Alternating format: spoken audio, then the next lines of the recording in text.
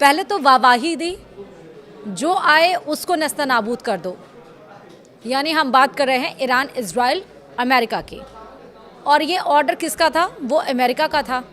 Iran Israel ने इतना उत्पात मचाया, यहाँ तक उत्पात मचाया कि इजराइल ने ये नहीं सोचा कि ईरान के जिस ठिकानों पर हम बमबारी करने जा रहे हैं उसका इफ़ेक्ट क्या होगा। यानी कि गैस ठिकानों पर ईरान की बमबारी से अब बैकफुट हो गया अमेरिका। हम ऐसा इसलिए कह रहे हैं क्योंकि इजराइल ने पहले किया, उसका रिटेलिएट अब ईरान कर रहा है। अब ईरान ने जब गैस ठिकानों पर बमबारी शुरू की तो अमेरिका पीछे हट गया है। 24 घंटे में डोनाल्ड ट्रंप ने अपना फैसला बदल दिया है। नमस्कार, आप देख रहे हैं न्यूज़ 18 का डिजिटल प्लेटफॉर्म। मैं हूं आपके साथ श्रुति श्रीवास्तव।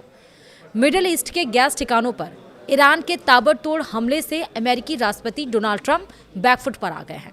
उन्होंने बयान जारी कर कहा है कि अब ईरान के किसी भी गैस या तेल ठिकाने पर इजराइल हमला नहीं करेगा।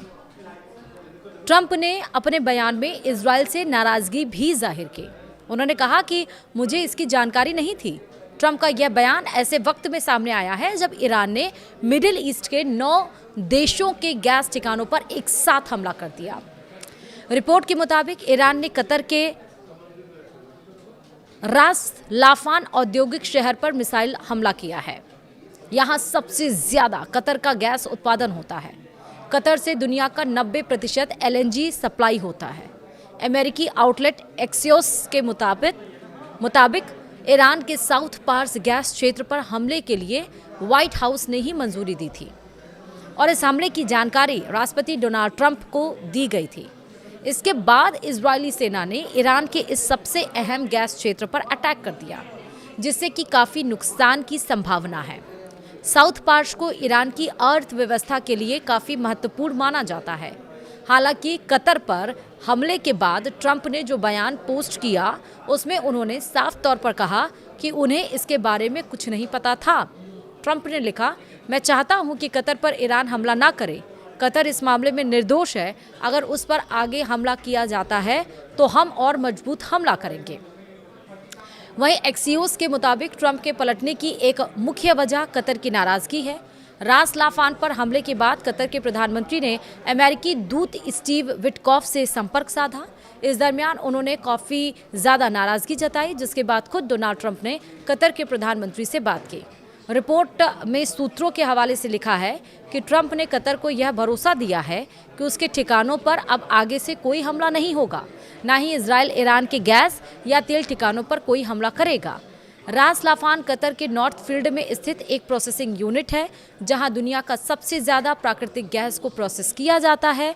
यह इसलिए अहम है क्योंकि इसी प्रोसेसिंग यूनिट से पूरी दुनिया को गैस सप्लाई किया जाता है।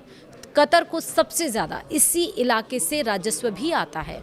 इसके ठप होने पर का मतलब है कि कतर के ज़रिए पूरी दुनिया को गैस सप्लाई ठप होना। कतर अमेरिका, यूरोप और एशिया के अधिकांश देशों को गैस सप्लाई करता है। इसीलिए अब ईरान जो हमले कर रहा है, गैस ठिकानों को जो टारगेट कर रहा है, 9 गैस ठिकानों को उसने टारगेट किया। उसके बाद से डोनाल्ड ट्रंप को अपने बयान अपने जो स्टेप्स हैं उसको पीछे लेना पड़ा, क्योंकि इससे अब गैस और तेलों के दाम भी बढ़ रहे हैं। आप देखिए, यूरोप में 30% 30% गैस के दाम बढ़ गए हैं। यूके में 28% गैस के दाम बढ़ गए हैं। जो हम ऑयल की बात कर रहे हैं वो 118 समथिंग डॉलर प्रति बैरल बढ़ चुका है। तेल की हम बात कर रहे हैं, तो यानी मात्र एक बार हमला और गैस और तेल की कीमतों में इतना भारी उछाल देखने को मिल रहा है। और वहीं आप देखिए, इस महायुद्ध का असर शेयर बाजार पर भी दिख रहा है। सेंसेक्स और निफ्टी दोनों धड़ाम हुए नजर आ रहे हैं।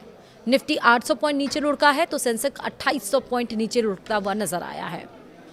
तो युद्ध का असर अब गैस की कीमतों ज़्यादा हो जाएंगी उस पर पड़ेगा, जो तेल की कीमतें हैं वो ज़्यादा हो जाएंगी उस पर पड़ेगा, और यहाँ तक कि बिजली जब गैस पहुँचेगी नहीं तो बिजली का उत्पादन फिर कैसे होगा? आप सोचिए कि बिजली की दरें भी बढ़ जाएंगी, और ना सिर्फ बिजली की, खेती किसानी के लिए भी, यानी कि जो सामग्री है खाने वाली, उसकी भी जो दाम है वो बढ़ते हुए नज़र आएंगे, क्योंकि गैस और जो तेल है वो यूरिया फॉर्मेशन में भी नज़र आता है, उस प्रोसेस में भी उसका इस्तेमाल किया जाता है। और जब सप्लाई नहीं होगी, जब बढ़े हुए दामों में होगा, तो उसके रेट भी बढ़ेंगे, यानी कि खेती किसानी पर भी असर दिखाई पड़ेगा।